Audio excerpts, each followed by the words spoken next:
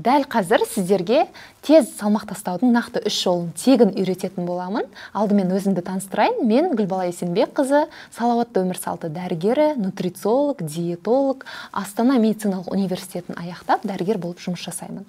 Дәл қазір артық салмақ бізде бар ма, жоқ па анықтау үшін ең алдымен дене массасының индексін анықтап алайық.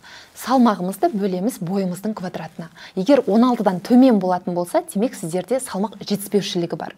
Ал егер 16-дан 18,5-ға дейін болатын болса, сізде артық салмақ жоқ, бірақ салмақ аздығы бар деген сөз.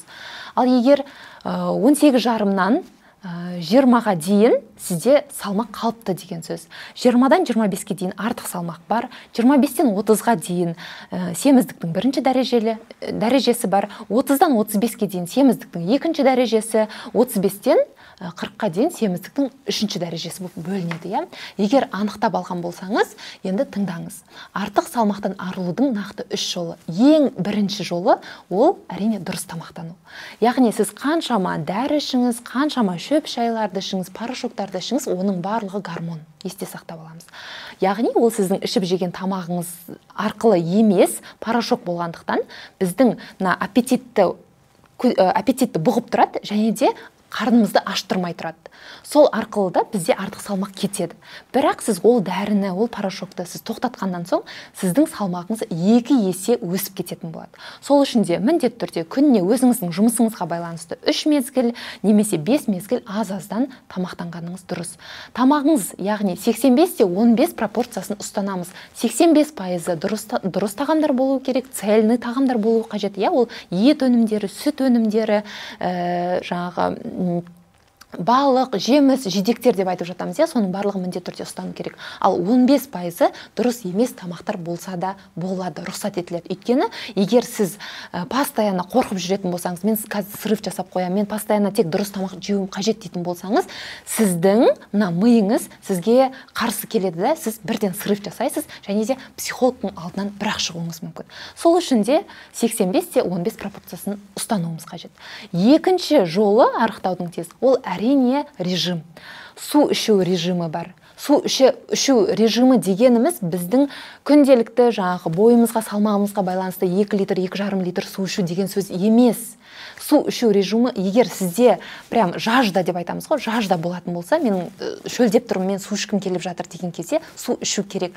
Бірақ сол жажда мүлдем болмаса, демек рационыңызға сіздің қарау керек. Мүмкін сізде сорпалар көп шығар рационыңызда, мүмкін шайлар бар шығар, кофеині бар, мүмкін кофе ішетін шығарсыз, мүмкін сіз әртүрлі шырындар ішетін шығарсыз, компот деп айтсақ болады. Соның барлығына қарап, су нормасын біз анықтайтын боламыз.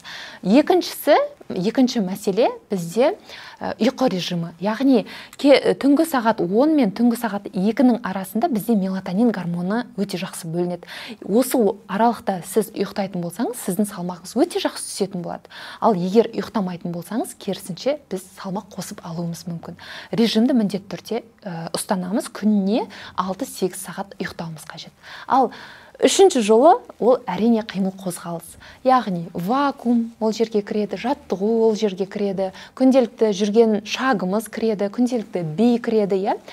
Өзіңіздің күшіңізге байланысты тренировканы қосып отырсаңыз болады. Яғни күніне емес, аптасына 2 рет болсын, аптасына 3 рет болсын, немесе 5 рет болсын, бірақ күнделікті қимыл қозғалыс сізде болуы қажет.